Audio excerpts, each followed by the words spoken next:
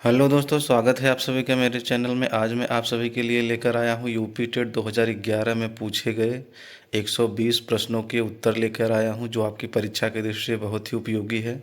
अगर आप वीडियो पर नए हैं तो वीडियो को लाइक और चैनल को सब्सक्राइब जरूर करिएगा, ताकि मेरा अगला वीडियो आप तक पहुँच सके। तो चलिए शुरू करते हैं। हमारा पहला सवाल है, बुनियादी स्तर पर मातृभाषा में शिक्षा देना बेहतर है क्योंकि यह है।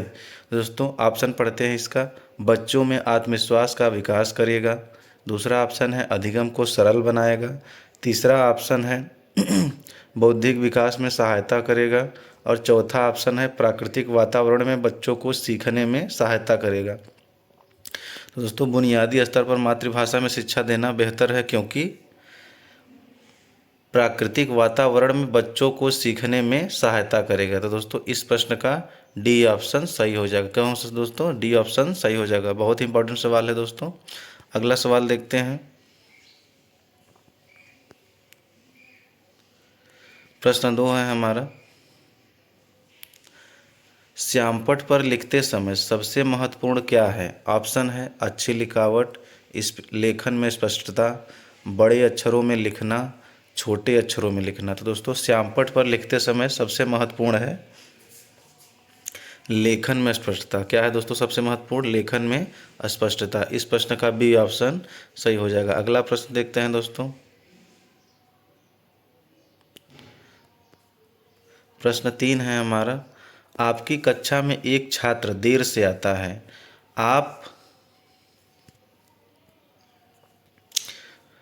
आपकी कक्षा में एक छात्र देर से आता है। आप ऑप्शन है हमारा, उसके अभिभावकों को सूचित करेंगे, उसे दंड देंगे, कारण जानने की चेष्टा करेंगे, उस पर कोई ध्यान नहीं देंगे। तो दोस्तों इस प्रश्न का सही उत्तर हो जाएगा कारण जानने की चेष्टा करेंगे। ठीक है दोस्तों, कारण जानने की चेष्टा करेंगे यदि बच्चा देर से आता है। इस प्रश्न का सी ऑप्शन सही हो जाएगा। अगला प्रश्न है 4 नंबर प्रश्न है हमारा, विद्यालय में विद्यार्थियों को कैसे अभिप्रेरित करना उचित है। ऑप्शन है चुने गए अध्ययन द्वारा, प्रासंगिक अध्ययन द्वारा, गहन अध्ययन द्वारा या सस्वर अधिगम द्वारा। तो दोस्तों विद्यालय में विद्यार्थियों को कैसे प्रेरित करेंगे? सस्वर अधिगम द्वारा। कैसे प्रेरित करेंगे दोस्तों? सस्वर अधिगम द्वारा बच्चों को प्रेरित करेंगे। इस प्रश्न का डी ऑप्शन सही हो जाएगा। अगला प्रश्न देखते हैं। प्रश्न नंबर 5 है हमारा, शिक्षा का उद्देश्य होना चाहिए। तो दोस्तों क्या होना चाहिए शिक्षा का उद्देश्य? ऑप्शन पढ़ते हैं। विद्यार्थियों में व्यावसायिक कुशलता का विकास करना, विद्यार्थियों में सामाजिक जागरूकता का विकास करना, विद्यार्थियों को परीक्षा के लिए तैयार करना। चौथा ऑप्शन है व्यावहारिक जीवन के लिए विद्यार्थियों को तैयार करना। तो दोस्तों शिक्षा का उद्देश्य क्या होना चाहिए? व्यावहारिक जीवन में। इसका डी ऑप्शन सही हो जाएगा, व्यवहारिक जीवन के लिए विद्यार्थियों को तैयार करना। ठीक है, अगला प्रश्न देखते हैं। 6 नंबर प्रश्न है हमारा, विद्यार्थी के अवांछित व्यवहार को किंचित परिवर्तित करने में सबसे प्रभावशाली पद्धति है। ऑप्शन है विद्यार्थी को दंड देना, दूसरा ऑप्शन है अभिभावकों को ध्यान में इसे लाना, तीसरा ऑप्शन है अवांछित व्यवहार के कारणों को ढूंढना एवं उपचार का प्रबंध करना, चौथा ऑप्शन है इसकी उपेक्षा करना। दोस्तों इस प्रश्न का सी ऑप्शन सही हो जाएगा, अवांछित व्यवहार के कारणों को ढूंढना एवं उपचार का प्रबंध करना। ठीक है, अगला प्रश्न देखते हैं। 7 नंबर प्रश्न है हमारा, आपको शिक्षक दिवस पर कुछ विद्यार्थियों ने एक बधाई पत्र भेजा है, आप क्या करेंगे। तो दोस्तों अगर कोई शिक्षक दिवस पर कोई विद्यार्थी हमें बधाई पत्र देता है तो हम क्या करेंगे? ऑप्शन पढ़ते हैं। कुछ नहीं करेंगे, उन्हें धन्यवाद देंगे, उन्हें पैसे की बर्बादी नहीं करने के लिए बोलेंगे, उन्हें बदले में शुभकामनाएं देंगे। तो दोस्तों इस प्रश्न का सही उत्तर हो जाएगा उन्हें धन्यवाद देंगे। क्या कहेंगे दोस्तों? उन्हें धन्यवाद देंगे। इस प्रश्न का बी ऑप्शन सही हो जाएगा। अगला प्रश्न देखते हैं। प्रश्न है हमारा, जब एक विद्यार्थी असफल होता है तो समझा जाता है कि ऑप्शन है पद्धति असफल है, शिक्षक असफल है, पाठ्य पुस्तकें असफल है, यह वैयक्तिक असफलता है। तो दोस्तों जब एक विद्यार्थी असफल होता है तो यह समझा जाता है कि यह वैयक्तिक असफलता है। इस प्रश्न का डी ऑप्शन सही हो जाएगा, यह वैयक्तिक असफलता है। अगला प्रश्न देखते हैं। 9वां नंबर सवाल है हमारा, किसी विद्यार्थी को सबसे महत्वपूर्ण विशेषता है। किसी विद्यार्थी की सबसे महत्वपूर्ण विशेषता है। ऑप्शन है उत्तरदायित्व की अनुभूति, ईमानदारी, सहभागिता, आज्ञाकारिता। दोस्तों किसी विद्यार्थी की सबसे महत्वपूर्ण विशेषता होती है आज्ञाकारिता। क्या होती है दोस्तों सबसे महत्वपूर्ण विशेषता? आज्ञाकारिता। इस प्रश्न का डी ऑप्शन सही हो जाएगा। अगला प्रश्न देखते हैं, बहुत इंपॉर्टेंट सवाल है दोस्तों। वीडियो को लाइक और चैनल को सब्सक्राइब जरूर करिएगा और वीडियो को लास्ट तक जरूर देखिए, क्योंकि ये सभी प्रश्न 2011 में पूछे जा चुके हैं। प्रश्न है हमारा, आप किसी कक्षा में पाठ पढ़ाते हैं और एक विद्यार्थी विषय से असंबद्ध एक प्रश्न पूछता है, आप क्या करेंगे? ऑप्शन है उसे असंबद्ध प्रश्न पूछने की अनुमति देंगे। दूसरा ऑप्शन है उसे असंबद्ध प्रश्न पूछने की अनुमति नहीं देंगे। तीसरा ऑप्शन है उसे गैर अनुशासित समझकर दंडित करेंगे। चौथा ऑप्शन है कक्षा के बाद प्रश्न का उत्तर देंगे। तो दोस्तों इस प्रश्न का सही उत्तर हो जाएगा कक्षा के बाद प्रश्न का उत्तर देंगे। ठीक है दोस्तों, कक्षा के बाद प्रश्न का उत्तर देंगे। इस प्रश्न का डी ऑप्शन सही हो जाएगा। अगला प्रश्न देखते हैं। प्रश्न नंबर 11 है हमारा, एक प्रसामान्य 12 वर्ष की आयु के बच्चे में सबसे अधिक होना संभव है। ऑप्शन है कुल प्रेरक समन्वय में कठिनाई। दूसरा ऑप्शन है वयस्कों को खुश करने के बारे में दुश्चिंता की अनुभूति। तीसरा ऑप्शन है अब और यहाँ में उसकी रुचियों को सीमित करना।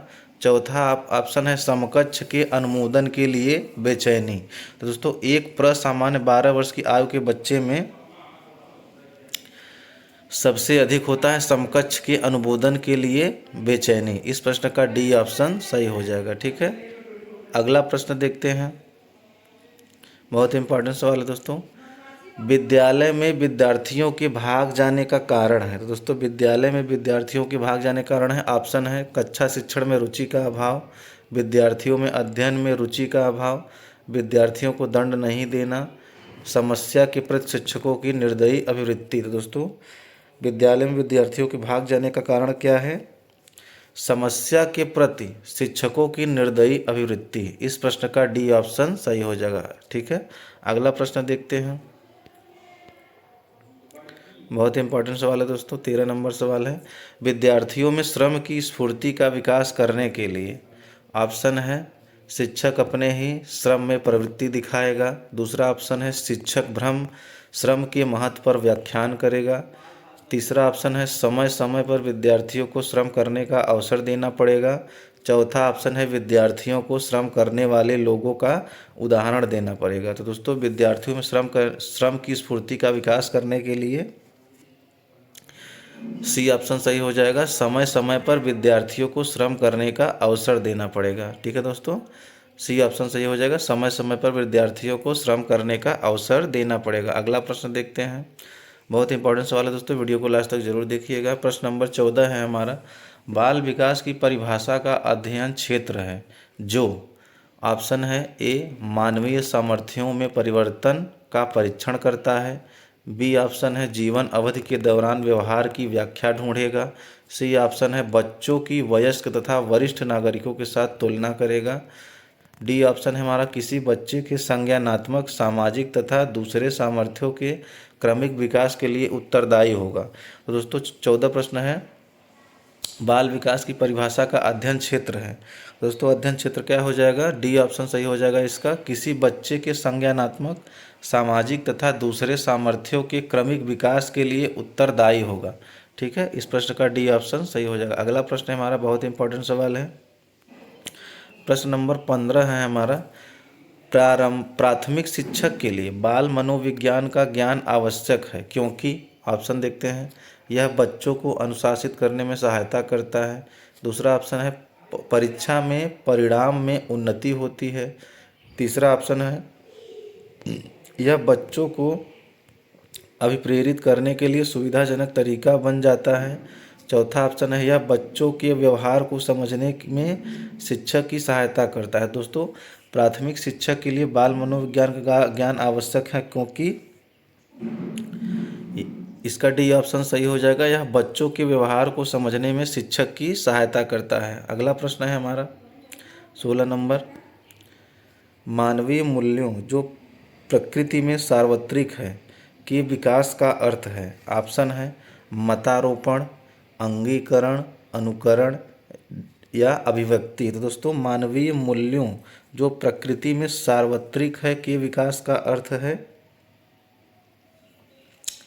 अंगीकरण। क्या अर्थ होगा दोस्तों? अंगीकरण अर्थ हो जाएगा। इस प्रश्न का बी ऑप्शन सही हो जाएगा। अगला प्रश्न देखते हैं दोस्तों, वीडियो को लास्ट तक जरूर देखिए क्योंकि ये सभी प्रश्न बहुत ही इंपॉर्टेंट हैं। प्रश्न नंबर 17 है हमारा, अपने विद्यार्थियों को समझने के लिए एक शिक्षक में अच्छी जानकारी होनी चाहिए। ए बाल मनोविज्ञान की, बी बच्चों को समझने की प्रवृत्ति की, सी विषय वस्तु के प्रति विद्यार्थियों के मत की, डी उपरोक्त सभी की। तो दोस्तों अपने विद्यार्थियों को समझने के लिए एक शिक्षक में अच्छी जानकारी होनी चाहिए,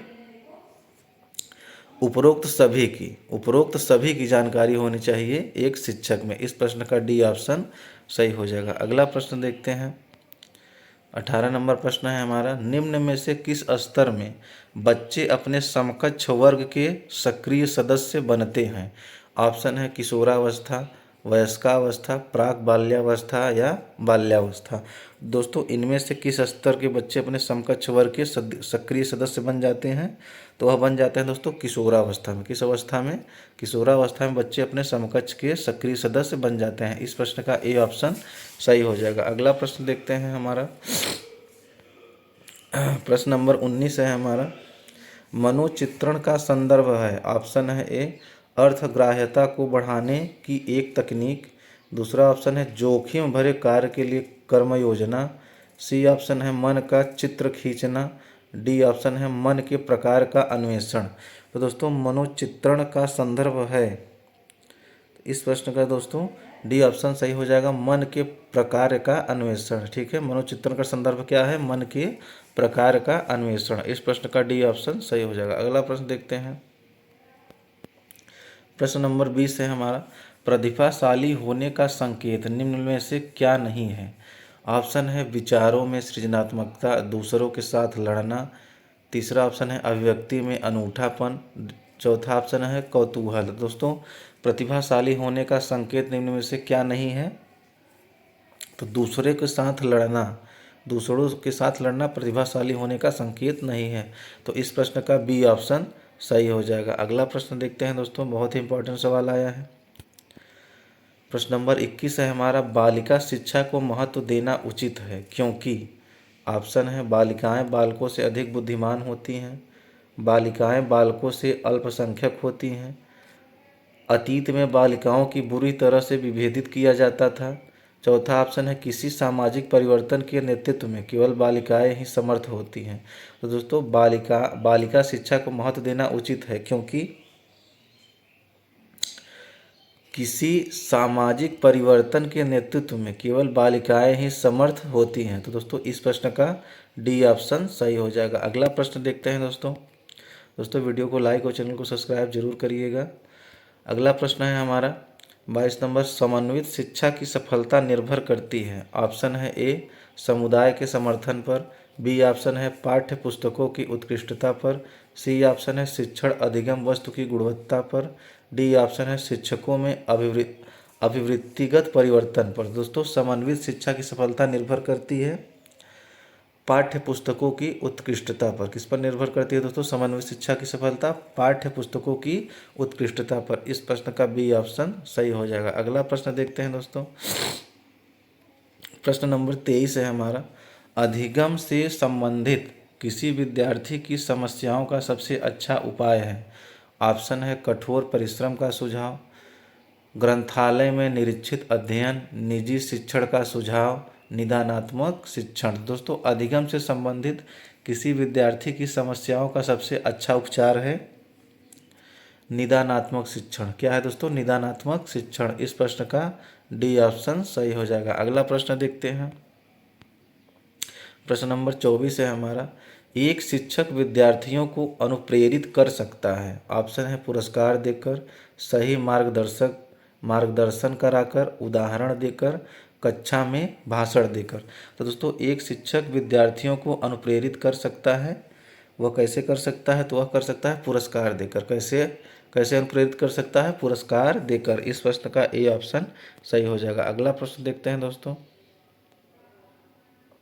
बहुत इंपॉर्टेंट सवाल है दोस्तों, वीडियो को लाइक और चैनल को सब्सक्राइब जरूर करिएगा। प्रश्न नंबर 25 है हमारा, यदि कोई विद्यार्थी आपका सम्मान नहीं करता करता है तो आप, ऑप्शन है, उसकी उपेक्षा करेंगे, परीक्षा में कम अंक देंगे, उसकी अभिभावकों से बात करेंगे या उसे डांटेंगे। तो दोस्तों यदि कोई विद्यार्थी आपका सम्मान नहीं करता तो आप क्या करेंगे? तो उसके अभिभावकों से बात करेंगे। इस प्रश्न का सी ऑप्शन सही हो जाएगा, उसके अभिभावकों से बात करेंगे। ठीक है, अगला प्रश्न देखते हैं। प्रश्न नंबर 26 है हमारा, बहुत इंपॉर्टेंट सवाल है। शिक्षण का सत्तावादी स्तर है, ऑप्शन है शिक्षक केंद्रित, बाल छात्र केंद्रित, प्रधानाध्यापक केंद्रित या अनुभव केंद्रित। तो दोस्तों शिक्षण का सत्तावादी स्तर है शिक्षक केंद्रित। कैसा स्तर है दोस्तों? शिक्षण का सत्तावादी स्तर शिक्षक केंद्रित है। इस प्रश्न का ए ऑप्शन सही हो जाएगा। अगला प्रश्न देखते हैं दोस्तों, 27 नंबर प्रश्न है हमारा, चरित्र का विकास होता है, ऑप्शन है इच्छा शक्ति द्वारा, वर्ताव एवं व्यवहार द्वारा, नैतिकता द्वारा और उपरोक्त सभी के द्वारा। तो दोस्तों चरित्र का विकास कैसे होता है? उपरोक्त सभी के द्वारा। इस प्रश्न का डी ऑप्शन सही हो जाएगा, उपरोक्त सभी के द्वारा चरित्र का विकास होता है। अगला प्रश्न देखते हैं दोस्तों, बहुत इंपॉर्टेंट सवाल 28 नंबर, निम्न में से कौन सा शिक्षण अधिगम का स्तर नहीं है? ऑप्शन है विभेदीकरण स्तर, स्मृति स्तर, चिंतनशील स्तर, समझ स्तर। दोस्तों इनमें से कौन सा शिक्षण अधिगम का स्तर नहीं है? तो यह है विभेदीकरण स्तर। विभेदीकरण स्तर शिक्षण अधिगम का स्तर नहीं है। इस प्रश्न का ए ऑप्शन सही हो जाएगा। अगला प्रश्न देखते हैं, बहुत इंपॉर्टेंट सवाल आ गया है दोस्तों, वीडियो को लाइक और चैनल को सब्सक्राइब जरूर करिएगा। प्रश्न नंबर 29 है हमारा, यदि एक विद्यार्थी कक्षा में भाग लेने से संकोच करता है तो आप, ऑप्शन है उसे प्रश्न नहीं पूछेंगे, जिन प्रश्नों के उत्तर वह दे सकता है केवल उन्हीं प्रश्नों को पूछेंगे, उन प्रश्नों को नहीं पूछेंगे जिनके उत्तर उसके सामर्थ्य से बाहर है, उससे केवल तब प्रश्न पूछेंगे जब वह उत्तर देने के लिए उत्साहित हो। तो दोस्तों इस प्रश्न का सही उत्तर हो जाएगा डी ऑप्शन, उससे केवल तब प्रश्न पूछेंगे जब वह उत्तर देने के लिए उत्साहित हो। ठीक है, अगला प्रश्न 30 नंबर सवाल है हमारा, शिक्षक का बर्ताव होना चाहिए, ऑप्शन है प्रशासनात्मक, शिक्षाप्रद, आदर्शवादी या निदेशात्मक। तो दोस्तों शिक्षक का बर्ताव कैसा होना चाहिए? आदर्शवादी। कैसा होना चाहिए शिक्षक का व्यवहार दोस्तों? आदर्शवादी होना चाहिए शिक्षक का व्यवहार। इस प्रश्न का सी ऑप्शन सही हो जाएगा। ठीक है, अगला प्रश्न हमारा दोस्तों 30 प्रश्न अब हिंदी से आ गए हैं, बहुत इंपॉर्टेंट सवाल है, तो आप वीडियो को लास्ट तक जरूर देखिएगा और वीडियो चैनल पर नए हैं तो वीडियो को लाइक और चैनल को सब्सक्राइब जरूर करिएगा। प्रश्न नंबर 31 है हमारा, बर्तनी के अनुसार शुद्ध शब्द का चयन कीजिए। तो दोस्तों इनमें से सबसे शुद्ध शब्द कौन सा हो जाएगा? पूजनीय। कौन सा हो जाएगा दोस्तों? पूजनीय सबसे शुद्ध शब्द हो जाएगा। इस प्रश्न का बी ऑप्शन सही हो जाएगा, पूजनीय। सब एक जैसे दिख रहे हैं लेकिन पूजनीय सबसे सही हो जाएगा। ठीक है, अगला प्रश्न देखते हैं। प्रश्न नंबर 32 है हमारा, जिसका जन्म पहले हुआ हो, इसके लिए एक शब्द है। दोस्तों जिसका जन्म पहले हुआ हो उसके लिए एक शब्द क्या हो जाएगा? अग्रज। क्या हो जाएगा दोस्तों? अग्रज हो जाएगा, जिसका जन्म पहले हुआ है। ठीक है, इस प्रश्न का सी ऑप्शन सही हो जाएगा। अगला प्रश्न है हमारा, प्रश्न नंबर 33 है हमारा, बर्तनी के अनुसार शुद्ध शब्द चुनिए। तो दोस्तों बर्तनी के अनुसार शुद्ध शब्द चुनना है। तो दोस्तों इस प्रश्न का सही ऑप्शन हो जाएगा डी ऑप्शन, पुरस्कार। क्या हो जाएगा दोस्तों? पुरस्कार। बाकी सब में गलत है, डी ऑप्शन सही हो जाएगा, पुरस्कार। ठीक है, अगला प्रश्न देखते हैं। प्रश्न नंबर 34 है हमारा, सजावट शब्द का प्रत्यय बताइए। तो दोस्तों सजावट शब्द में कौन सा प्रत्यय लगा है? आवट प्रत्यय। कौन सा प्रत्यय लगा है दोस्तों? आवट प्रत्यय लगा है सजावट में। तो इस प्रश्न का बी ऑप्शन सही हो जाएगा। अगला प्रश्न देखते हैं। प्रश्न नंबर 35 है हमारा, लड़का पेड़ से गिरा उपरोक्त वाक्य का कारक बताइए। तो दोस्तों लड़का पेड़ से गिरा, उपरोक्त वाक्य में कारक कौन सा हो जाएगा? अपादान कारक। कौन सा कारक हो जाएगा दोस्तों? अपादान कारक हो जाएगा। लड़का पेड़ से गिरा, जहाँ एक व्यक्ति दूसरे से अलग होता है तो वहाँ अपादान कारक होता है। तो लड़का पेड़ से अलग हो रहा है तो इसलिए वहाँ अपादान कारक होगा। अगला प्रश्न है हमारा, प्रश्न नंबर 36 है हमारा, चौराहा कौन सा समास है? तो दोस्तों चौराहा, जहाँ संख्यावाची शब्द आते हैं वहाँ दोस्तों द्विगु समास होता है। कौन सा समास होता है दोस्तों? जहाँ संख्यावाची शब्द आते हैं वहाँ द्विगु समास होता है। इस प्रश्न का सी ऑप्शन सही हो जाएगा। अगला प्रश्न है हमारा, प्रश्न नंबर 37 है हमारा, पुत्री का पर्यायवाची शब्द नहीं है। तो दोस्तों इनमें से कौन सा पुत्री का पर्यायवाची शब्द नहीं है?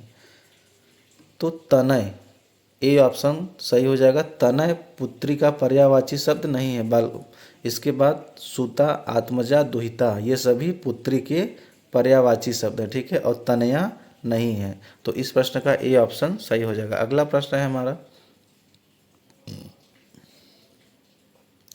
प्रश्न नंबर 38 है हमारा, निम्नलिखित में से कौन सा शब्द कमल का पर्यायवाची शब्द है? तो दोस्तों इनमें से कौन सा कमल का पर्यायवाची शब्द है? तो दोस्तों कमल का पर्यायवाची शब्द हो जाएगा सलील। क्या हो जाएगा दोस्तों कमल का पर्यायवाची शब्द? सलील हो जाएगा कमल का पर्यायवाची। अगला प्रश्न देखते हैं, प्रश्न नंबर 39 है हमारा, जिसकी मति झट सोचने वाली हो के लिए एक शब्द होगा। तो जो जिसकी बुद्धि झट से सोचने वाली हो उसके लिए एक शब्द हो जाएगा प्रत्युन्नमति। क्या हो जाएगा दोस्तों? प्रत्युत्पन्नमति, प्रत्युत्पन्नमति, ठीक है। इस प्रश्न का बी ऑप्शन सही हो जाएगा। अगला प्रश्न है हमारा, निर्गुण का संधि विच्छेद होगा। प्रश्न 40 है हमारा, निर्गुण का संधि विच्छेद होगा। तो दोस्तों इसका संधि विच्छेद हो जाएगा निह धन गुण। कौन सा दोस्तों? इसमें व्यंजन संधि है, निह धन गुण। इस प्रश्न का सी ऑप्शन सही हो जाएगा। अगला प्रश्न देखते हैं, प्रश्न नंबर 41 है हमारा, निम्नलिखित शब्दों के लिए दिए विकल्पों में तत्सम शब्द का चयन कीजिए। तो दोस्तों इनमें तत्सम शब्द का चयन करना है। तो तत्सम शब्द हो जाएगा दोस्तों कलश। कलश में तत्सम शब्द लगा है, ठीक है। इस प्रश्न का ए ऑप्शन सही हो जाएगा। अगला प्रश्न है हमारा 42 नंबर प्रश्न है, निम्नलिखित वाक्यों में से शुद्ध रूप चुनिए। तो दोस्तों इनमें से शुद्ध रूप कौन सा हो जाएगा? ये ऑप्शन पढ़ते हैं, हमारी सौभाग्यवती कन्या का विवाह होने जा रहा है। दूसरा ऑप्शन है हमारी आयुष्मान कन्या का विवाह होने जा रहा है। तीसरा ऑप्शन है हमारी सौभाग्यवती कन्या का विवाह होने जा रहा है। चौथा ऑप्शन है हमारी आयुष्मान कन्या का विवाह होने जा रहा है। तो दोस्तों इनमें से सबसे शुद्ध वाक्य कौन सा हो जाएगा? हमारी आयुष्मान कन्या का विवाह होने जा रहा है। इस प्रश्न का बी ऑप्शन सही हो जाएगा। अगला प्रश्न है हमारा 43 नंबर प्रश्न है, भानुदय शब्द का संधि विच्छेद क्या होगा? दोस्तों भानुदय शब्द का संधि विच्छेद हो जाएगा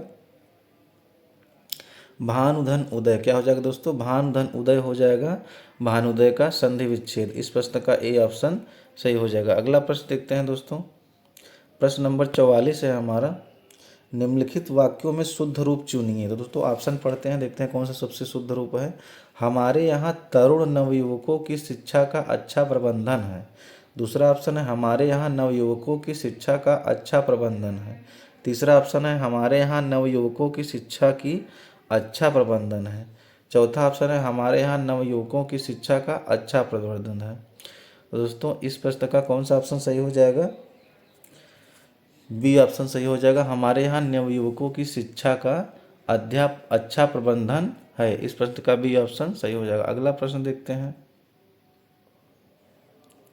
बहुत इंपॉर्टेंट सवाल है दोस्तों, जो शब्द धन का पर्यायवाची नहीं है उसे चुनिए। तो दोस्तों इनमें से कौन सा धन का पर्यायवाची नहीं है? तो दोस्तों द्रव, द्रव इनमें से धन का पर्यायवाची नहीं है, ठीक है। इस प्रश्न का बी ऑप्शन सही हो जाएगा। अगला प्रश्न है हमारा प्रश्न नंबर 46, लोगों ने शोरगुल करके डाकुओं को भगाया, उपरोक्त वाक्य में कारक बताइए। तो दोस्तों जब लोगों ने शोरगुल करके डाकुओं को भगाया तो इसमें कर्म कारक हो जाएगा। कौन सा कारक हो जाएगा दोस्तों? कर्म कारक हो जाएगा 46 नंबर सवाल में। इस प्रश्न का डी ऑप्शन सही हो जाएगा। अगला प्रश्न देखते हैं। प्रश्न नंबर 47 है हमारा, घुड़सवार शब्द निम्नलिखित में से क्या है? तो दोस्तों घुड़सवार शब्द निम्नलिखित में से क्या हो जाएगा?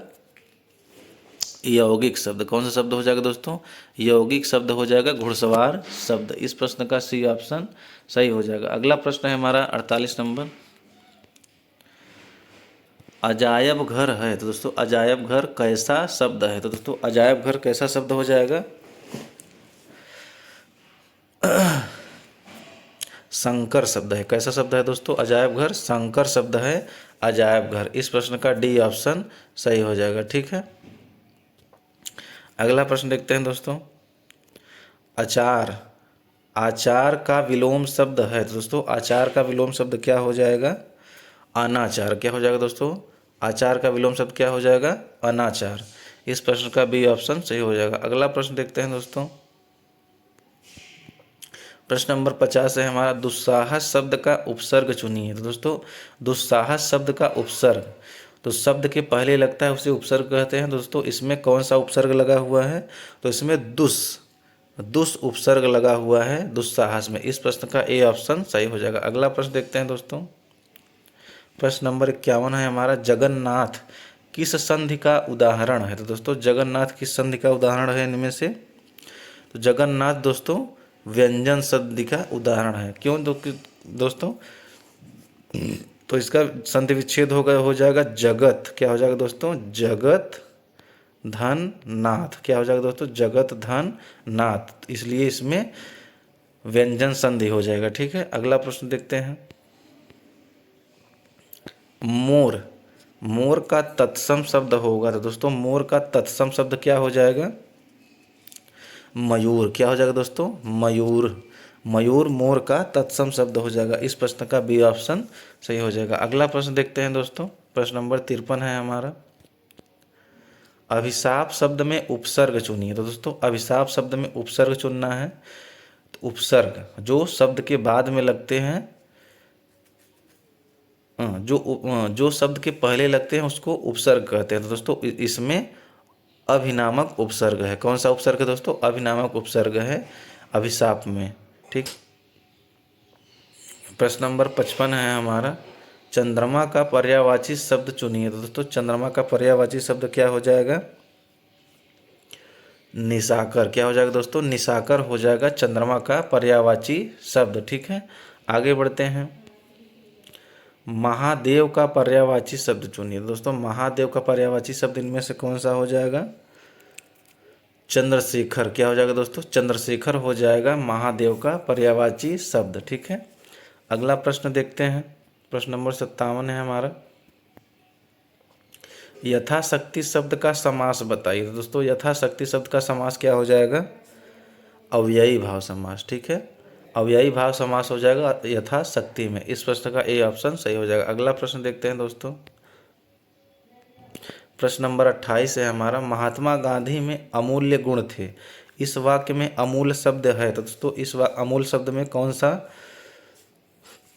शब्द छिपा हुआ है? तो अमूल शब्द है विशेषण। कौन सा शब्द है दोस्तों? अमूल्य विशेषण शब्द है। ठीक है, अगला प्रश्न देखते हैं। प्रश्न नंबर 59 है हमारा। दोस्तों वीडियो को लास्ट तक जरूर देखिएगा क्योंकि आगे आने वाले सब प्रश्न बहुत ही इंपॉर्टेंट है। प्रश्न नंबर 59 है हमारा, निम्नलिखित वाक्यों में क्रिया विशेषण युक्त वाक्य कौन सा है? तो दोस्तों इनमें से कौन सा क्रिया विशेषण युक्त वाक्य है? तो दोस्तों इनमें से कौन सा हो जाएगा? हवा धीरे धीरे बह रही है। हवा धीरे धीरे बह रही है, यह क्रिया विशेषण से युक्त शब्द हो जाएगा। ठीक है, आगे बढ़ते हैं।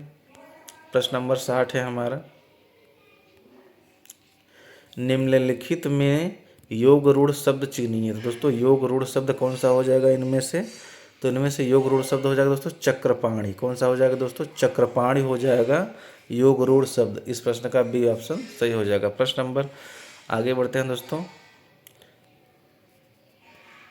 हमारा पर्यावरण अध्ययन से प्रश्न आ गए हैं दोस्तों, बहुत ही इंपॉर्टेंट सवाल है। आप वीडियो को लास्ट तक जरूर देखिएगा क्योंकि ये सभी प्रश्न बहुत ही इंपॉर्टेंट हैं।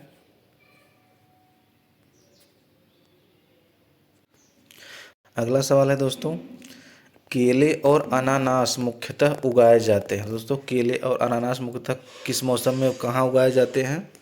तो दोस्तों केले और अनानास उगाए जाते हैं उष्णकटिबंधीय क्षेत्र में। कहाँ उगाए जाते हैं दोस्तों?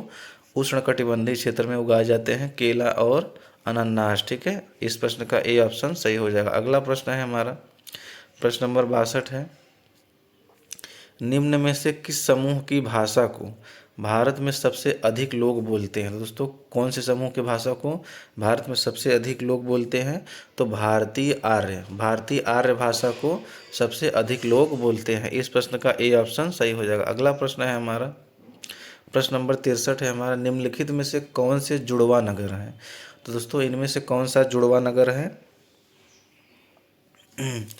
तो हैदराबाद और सिकंदराबाद को जुड़वा नगर कहते हैं। इस प्रश्न का डी ऑप्शन सही हो जाएगा। अगला प्रश्न है हमारा,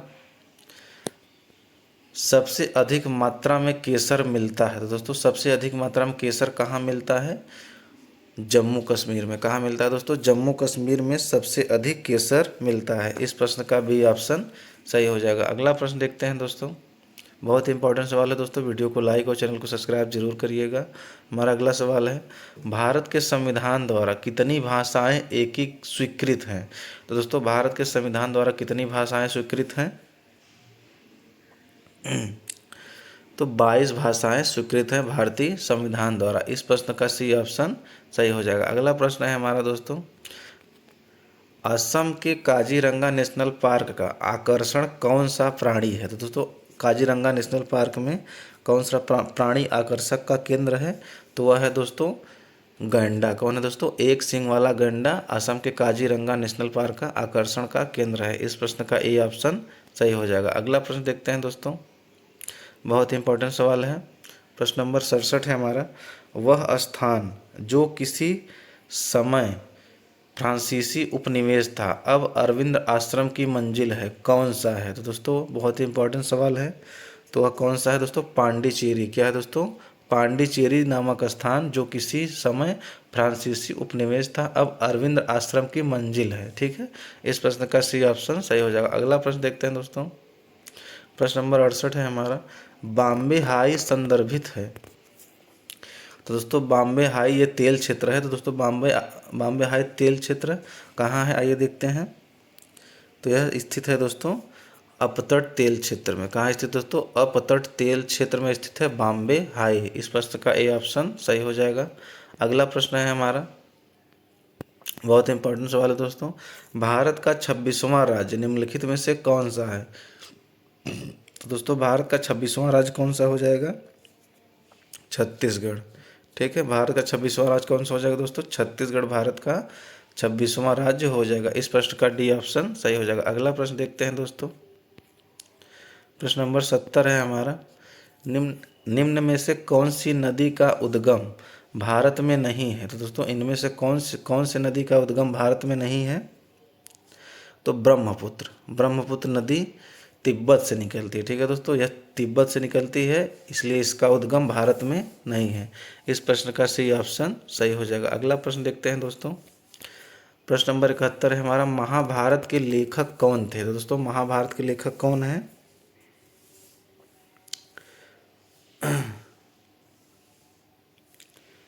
तो महाभारत के लेखक हैं दोस्तों वेद व्यास। कौन है दोस्तों? महर्षि वेद व्यास महाभारत के लेखक हैं। आइए अगला प्रश्न देखते हैं, प्रश्न नंबर 72 है हमारा, लाल किले का निर्माण किसने करवाया था? तो दोस्तों लाल किले का निर्माण किसने करवाया था? शाहजहां ने। किसने करवाया था दोस्तों लाल किले का निर्माण? शाहजहां ने करवाया था। अगला प्रश्न देखते हैं, प्रश्न नंबर 73 है हमारा, भारत के प्रथम राष्ट्रपति कौन थे? तो दोस्तों भारत के प्रथम राष्ट्रपति कौन थे? डॉक्टर राजेंद्र प्रसाद। कौन थे दोस्तों भारत के प्रथम राष्ट्रपति? डॉक्टर राजेंद्र प्रसाद। इस प्रश्न का ये ऑप्शन सही हो जाएगा। अगला प्रश्न है हमारा, ताजमहल का निर्माण किसकी याद में कराया गया था? तो दोस्तों ताजमहल का निर्माण मुमताज महल की याद में कराया गया था। इस प्रश्न का सी ऑप्शन सही हो जाएगा। अगला प्रश्न देखते हैं दोस्तों, प्रश्न नंबर 75 है हमारा, किस धर्म में तीर्थंकर के नाम से 24 महान आचार्य हैं? दोस्तों किस धर्म में तीर्थंकर के नाम से 24 महान आचार्य हैं? तो वह धर्म है दोस्तों जैन धर्म। कौन सा धर्म है? जैन धर्म। इस प्रश्न का सी ऑप्शन सही हो जाएगा। अगला प्रश्न है हमारा प्रश्न नंबर 36। भारत में प्रथम आणविक परीक्षण वर्ष 1974 में हुआ था। इसे किस नाम से जाना जाता है दोस्तों? इसे किस नाम से जाना जाता है? तो इसको हंसते हुए बुद्ध के नाम से जाना जाता है, लाफिंग बुद्धा के नाम से जाना जाता है। ठीक है, इस प्रश्न का डी ऑप्शन सही हो जाएगा। अगला प्रश्न है हमारा, शाकुंतलम लिखी थी दोस्तों, अभिज्ञान शाकुंतलम किसने लिखी थी? तो दोस्तों अभिज्ञान शाकुंतलम लिखी थी कालिदास ने। किसने लिखा था दोस्तों अभिज्ञान शाकुंतलम? कालिदास ने। इस प्रश्न का ए ऑप्शन सही हो जाएगा। अगला प्रश्न है हमारा, पानीपत की तीसरी लड़ाई में मराठों को पराजित किया था। दोस्तों पानीपत की तीसरी लड़ाई में मराठों को किसने पराजित किया था? अफगानों ने। किसने पराजित किया था दोस्तों? अफगानों ने पराजित किया था पानीपत की तीसरी लड़ाई में। ठीक है,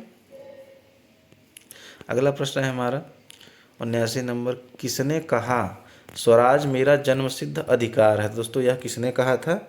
यह कहा था दोस्तों बाल गंगाधर तिलक ने। किसने कहा था दोस्तों? बाल गंगाधर तिलक ने कहा था स्वराज मेरा जन्मसिद्ध अधिकार है। इस प्रश्न का ए ऑप्शन सही हो जाएगा। अगला प्रश्न है हमारा प्रश्न नंबर 80 है हमारा, राणा सांगा संबंधित है। दोस्तों राणा सांगा किससे संबंधित है? मेवाड़ से। किससे संबंधित दोस्तों? मेवाड़ से संबंधित है राणा सांगा। इस प्रश्न का सी ऑप्शन सही हो जाएगा। अगला प्रश्न है हमारा प्रश्न नंबर 81, पंचायती राज संस्थाओं का निर्माण सर्वप्रथम किस राज्य ने किया था? दोस्तों पंचायती राज संस्थाओं का निर्माण सर्वप्रथम किसने किया था?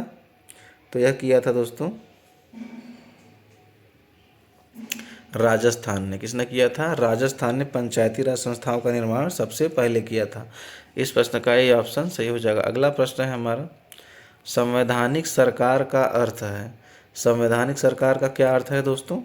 तो संवैधानिक सरकार का अर्थ हो जाएगा संविधान की शर्तों के अनुसार सरकार, कानून के अनुसार सरकार, लोकतांत्रिक सरकार। तो इस प्रश्न का डी ऑप्शन सही हो जाएगा। ठीक है, इस प्रश्न का डी ऑप्शन सही हो जाएगा। अगला प्रश्न देखते हैं। तो दोस्तों प्रश्न है हमारा, पंचशील पर हस्ताक्षर हुए थे। तो दोस्तों पंचशील पर किसके किसके बीच हस्ताक्षर हुआ था?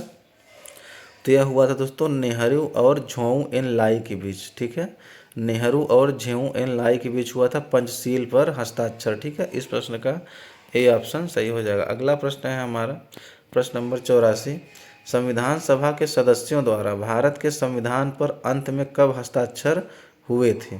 दोस्तों इस प्रश्न का बी ऑप्शन सही हो जाएगा। 24 जनवरी 1950 को संविधान सभा के सदस्यों द्वारा भारत के संविधान पर हस्ताक्षर हुए थे। ठीक है, इस प्रश्न का बी ऑप्शन सही हो जाएगा। अगला प्रश्न है हमारा, संविधान सभा के प्रधान अध्यक्ष कौन थे? तो दोस्तों संविधान सभा के प्रधान अध्यक्ष कौन थे? तो वह थे दोस्तों डॉक्टर राजेंद्र प्रसाद। कौन थे दोस्तों? डॉक्टर राजेंद्र प्रसाद संविधान सभा के प्रधान अध्यक्ष थे। अगला प्रश्न है हमारा, राजा हर्षवर्धन की राजधानी थी। तो दोस्तों राजा हर्षवर्धन की राजधानी कहाँ थी? कन्नौज में। कहाँ थी दोस्तों? कन्नौज में राजा हर्षवर्धन की राजधानी थी। इस प्रश्न का बी ऑप्शन सही हो जाएगा। अगला प्रश्न है प्रश्न नंबर 87 है हमारा, एलोरा के कैलाश मंदिर का निर्माण कराया था। तो दोस्तों एलोरा के कैलाश मंदिर का निर्माण किसने कराया था? तो वह कराया था दोस्तों राष्ट्रकूटों द्वारा। किसने करवाया था दोस्तों? राष्ट्रकूटों द्वारा किया गया था एलोरा के कैलाश मंदिर का निर्माण। इस प्रश्न का डी ऑप्शन सही हो जाएगा। अगला प्रश्न है हमारा प्रश्न नंबर 88 है, ग्राम पंचायत के कितने पक्ष हैं? तो दोस्तों ग्राम पंचायत के कितने पक्ष हैं? 3 पक्ष हैं। कितने पक्ष हैं दोस्तों? 3 पक्ष होते हैं ग्राम पंचायत के। अगला प्रश्न है हमारा बहुत इंपॉर्टेंट सवाल है, नगर पालिका कमेटी का प्रधान कहलाता है। तो दोस्तों नगर पालिका कमेटी का प्रधान क्या कहलाता है? अध्यक्ष कहलाता है। क्या कहलाता है दोस्तों? अध्यक्ष कहलाता है नगर पालिका कमेटी का प्रधान। इस प्रश्न का डी ऑप्शन सही हो जाएगा। अगला प्रश्न है हमारा प्रश्न नंबर 90 है हमारा, ग्राम न्यायालय कहलाता है। तो दोस्तों ग्राम न्यायालय क्या कहलाता है? न्याय पंचायत। क्या कहलाता है दोस्तों? ग्राम न्यायालय ग्राम पंचायत न्याय पंचायत कहलाता है। ठीक है, इस प्रश्न का बी ऑप्शन सही हो जाएगा। ठीक है, अगला प्रश्न है हमारा बहुत इंपॉर्टेंट सवाल अब आ गए हैं दोस्तों। प्रश्न नंबर 91, सूर्य के चारों ओर किसी उपग्रह का मार्ग कहलाता है? तो क्या कहलाता है दोस्तों? जो सूर्य के चारों ओर किसी उपग्रह का मार्ग क्या कहलाता है?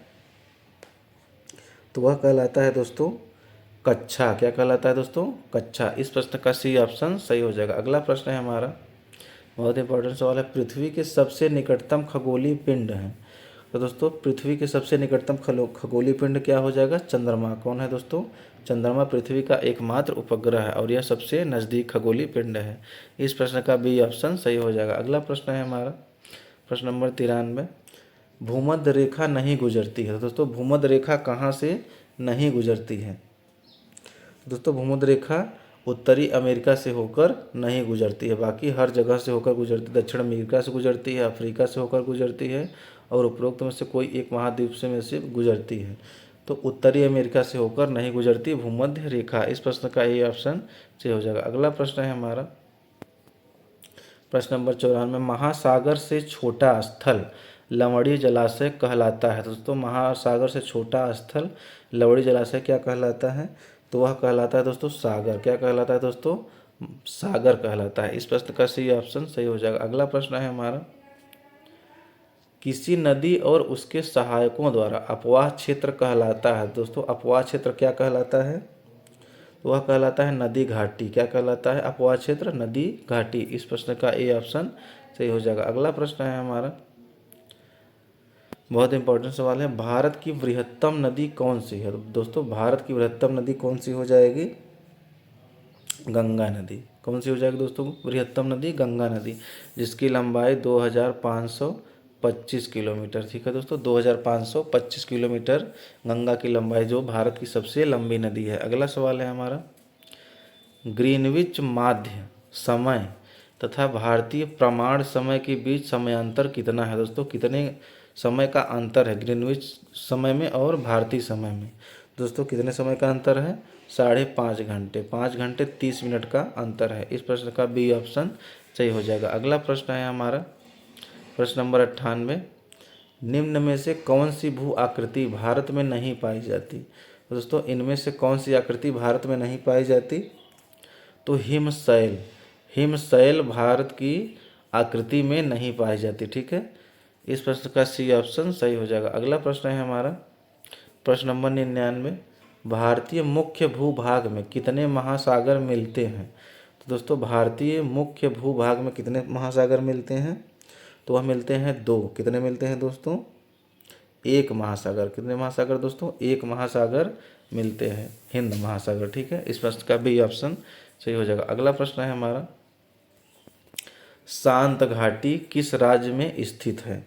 तो दोस्तों शांत घाटी किस राज्य में स्थित है?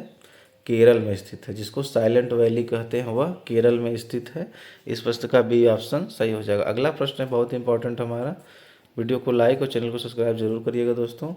गौतम बुद्ध ने पहला प्रवचन दिया था। दोस्तों गौतम बुद्ध ने अपना पहला उपदेश कहाँ दिया था? तो वह दिया था दोस्तों सारनाथ में। कहाँ दिया था? सारनाथ में दिया था। इस प्रश्न का डी ऑप्शन सही हो जाएगा। अगला प्रश्न है हमारा बहुत इंपॉर्टेंट प्रश्न है दोस्तों, अंतिम मौर्य शासक कौन था? दोस्तों अंतिम मौर्य शासक कौन था? बृहद्रथ। बृहद्रथ अंतिम मौर्य शासक था। इस प्रश्न का डी ऑप्शन सही हो जाएगा। अगला प्रश्न है हमारा प्रश्न नंबर 103, प्राचीन रोमन काल गणतंत्र हुआ था। तो दोस्तों प्राचीन रोमन काल गणतंत्र हुआ है, कब हुआ था दोस्तों? तो वह हुआ था 6ठी सदी ईसा में। कब हुआ था दोस्तों? 6ठी सदी ईसा पूर्व में हुआ था प्राचीन रोमन काल गणतंत्र। ठीक है, इस प्रश्न का ए ऑप्शन सही हो जाएगा। अगला प्रश्न है हमारा प्रश्न नंबर 104, सिंधु घाटी सभ्यता की लिपि है। तो दोस्तों सिंधु घाटी सभ्यता की लिपि कैसी है? तो लिपि है दोस्तों अवांछनीय। क्या है दोस्तों? अवांछनीय है, मतलब यह पढ़ने योग्य नहीं है। इस प्रश्न का ए ऑप्शन सही हो जाएगा। अगला प्रश्न है हमारा बहुत इंपॉर्टेंट प्रश्न है, हड़प्पा के लोग प्रयोग करना नहीं जानते थे। तो दोस्तों हड़प्पा के लोग किस धातु का प्रयोग करना नहीं जानते थे? तो वह था दोस्तों लोहे का। लोहे का वह प्रयोग करना नहीं जानते थे। इस प्रश्न का सी ऑप्शन सही हो जाएगा। अगला प्रश्न है हमारा, शक काल की शुरुआत कनिष्क ने की थी। तो दोस्तों कब की थी, यही पूछ रहा है। तो शक काल की शुरुआत हुई थी 78 ईसा पूर्व में। कब हुई थी दोस्तों? 78 ईसा पूर्व में हुई थी शक काल की शुरुआत। ठीक है, इस प्रश्न का बी ऑप्शन सही हो जाएगा। अगला प्रश्न है हमारा प्रश्न नंबर 107। भारत के प्रथम ब्रिटिश गवर्नर जनरल कौन थे? तो दोस्तों भारत के प्रथम ब्रिटिश गवर्नर जनरल थे हेस्टिंग। कौन थे दोस्तों? वारेन हेस्टिंग भारत के प्रथम ब्रिटिश गवर्नर जनरल थे। इस प्रश्न का बी ऑप्शन सही हो जाएगा। अगला प्रश्न है हमारा, किस क्षेत्र में अंग्रेज अधिग्रहण के कारण सिपाही विद्रोह हुआ था? दोस्तों किस क्षेत्र में अंग्रेज अधिग्रहण के कारण सिपाही विद्रोह हुआ था? तो वह हुआ था दोस्तों अवध। ठीक है, अवध अधिग्रहण के कारण सिपाही विद्रोह हुआ था। इस प्रश्न का ए ऑप्शन सही हो जाएगा। अगला प्रश्न है प्रश्न नंबर 109 है हमारा, स्वतंत्र होने पर भारत एक रियासत बन गया था। रियासत का दर्जा किस वर्ष खत्म हुआ? तो दोस्तों रियासत का दर्जा कब खत्म हुआ था? वर्ष 1950 में। कब हुआ था दोस्तों? वर्ष 1950 में रियासत का दर्जा खत्म हो गया था। इस प्रश्न का डी ऑप्शन सही हो जाएगा। अगला प्रश्न है हमारा प्रश्न नंबर 110। स्वतंत्र भारत के अंतिम गवर्नर जनरल कौन थे? तो दोस्तों स्वतंत्र भारत के अंतिम गवर्नर जनरल थे सी राजगोपालाचारी। कौन थे दोस्तों? सी राजगोपालाचारी। इस प्रश्न का बी ऑप्शन सही हो जाएगा। अगला प्रश्न है हमारा, असम का प्राचीन नाम है। प्रश्न नंबर 111 है हमारा, असम का प्राचीन नाम क्या है दोस्तों? तो असम का प्राचीन नाम है कामरूप। क्या है दोस्तों? असम का प्राचीन नाम कामरूप। ठीक है, इस प्रश्न का बी ऑप्शन सही हो जाएगा। अगला प्रश्न है हमारा, दिलवाड़ा का जैन मंदिर कहाँ स्थित है? दोस्तों दिलवाड़ा मंदिर किसका उदाहरण है? जैन मंदिर का। किसका उदाहरण दोस्तों? दिलवाड़ा का जैन मंदिर स्थापत्य के कारण है। ठीक है, इस प्रश्न का ए ऑप्शन सही हो जाएगा। अगला प्रश्न है हमारा प्रश्न नंबर 113। चाणक्य को किस नाम से जाना जाता है? दोस्तों चाणक्य को और किस नाम से जाना जाता है? तो विष्णुगुप्त के नाम से जाना जाता है चाणक्य को। ठीक है, इस प्रश्न का सी ऑप्शन सही हो जाएगा। अगला प्रश्न है हमारा, औषधि से किसका संबंध नहीं है? तो दोस्तों औषधि से किसका संबंध नहीं है? भास्कराचार्य का। किसका संबंध नहीं है दोस्तों? भास्कराचार्य से औषधि का संबंध नहीं है, बल्कि इसके अतिरिक्त धन्वंतरी, चरक, सुश्रुत इन तीनों का औषधि से संबंध है और भास्कराचार्य का नहीं है। तो इस प्रश्न का बी ऑप्शन सही हो जाएगा। अगला प्रश्न है हमारा प्रश्न नंबर 115 है हमारा, भारत के राष्ट्रपति को उनके कार्यकाल से हटाया जा सकता है। दोस्तों भारत के राष्ट्रपति को उनके कार्यकाल से कब हटाया किसके द्वारा हटाया जा सकता है? तो संसद द्वारा हटाया जा सकता है भारत के राष्ट्रपति को। ठीक है, इस प्रश्न का डी ऑप्शन सही हो जाएगा। अगला प्रश्न है हमारा प्रश्न नंबर 116 है, भारत में राज्यों की वर्तमान संख्या कितनी है? तो दोस्तों भारत में राज्यों की वर्तमान संख्या कितनी है? 28। कितनी है दोस्तों? 28 है भारत में वर्तमान राज्यों की संख्या। इस प्रश्न का बी ऑप्शन सही हो जाएगा। अगला प्रश्न है हमारा, आर्य समाज की स्थापना किसने की थी? तो दोस्तों आर्य समाज की स्थापना की थी स्वामी दयानंद सरस्वती ने। किसने की थी दोस्तों? स्वामी दयानंद सरस्वती ने की थी आर्य समाज की स्थापना। इस प्रश्न का ए ऑप्शन सही हो जाएगा। अगला प्रश्न है हमारा प्रश्न नंबर 118 है हमारा, किसकी सलाह पर राज्य मंत्रिपरिषद की नियुक्ति होती है? दोस्तों किसकी सलाह पर होती है राज्य मंत्रिपरिषद की नियुक्ति? तो यह होती है राज्यपाल की सलाह पर। किसकी सलाह पर दोस्तों?